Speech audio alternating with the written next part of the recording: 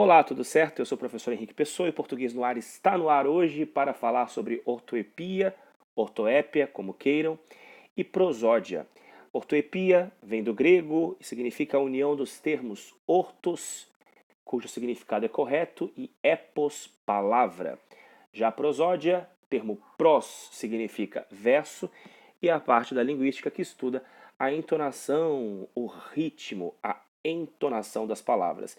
Então a diferença básica que há entre ortoepia ou ortoépia e prosódia é que a ortoepia trata da correta pronúncia das palavras em relação à emissão de vogais, à articulação das consoantes, ao timbre, e a prosódia trata então da posição da sílaba tônica. Nós vamos ver alguns casozinhos aqui de palavrinhas que de tão pronunciadas erradamente, equivocadamente, passam então a configurar o inconsciente coletivo, talvez como termos corretos de pronunciação.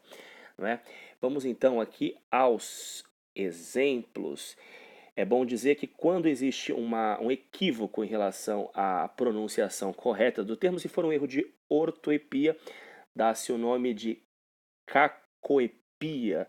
Se for um erro, então, de prosódia, sobre a acentuação de uma certa palavra, toda palavra tem uma tonicidade, tem uma sílaba tônica que é pronunciada, então, aí, obviamente, com maior ênfase.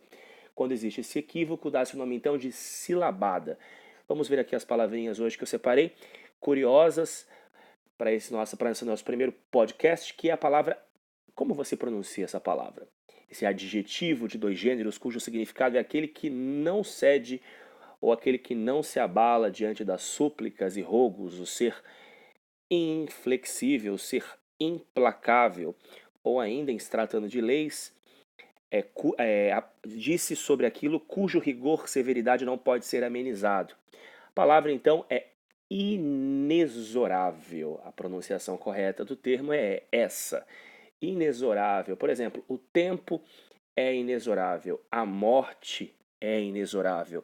O árbitro permaneceu inexorável às reclamações dos jogadores.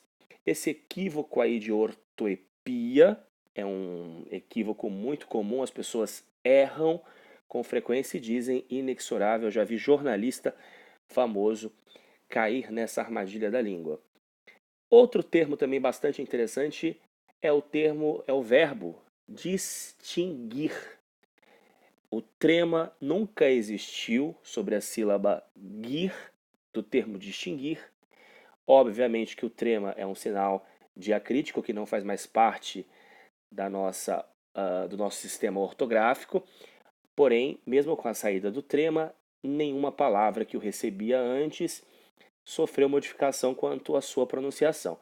Distinguir sempre foi distinguir, mas é muito comum nós ouvirmos por aí distinguir, como se um dia tivesse havido aí o trema sobre a sílaba guir. Aí nós temos alguns termos interessantes que não configuram erro de prosódia se forem pronunciados de uma forma ou de outra, termos que admitem duas pronunciações. É o caso de acrobata, que pode ser assim pronunciado, sem acento, ou ainda o termo acróbata. Fica a seu critério dizer acróbata ou dizer acrobata. Diferentemente dessa palavrinha que vocês visualizam aí agora, que é a palavrinha recorde, cuja sílaba tônica é o cor e não o ré. Se fosse recorde, teria acentuação gráfica na sílaba ré, seria uma palavra proparoxítona.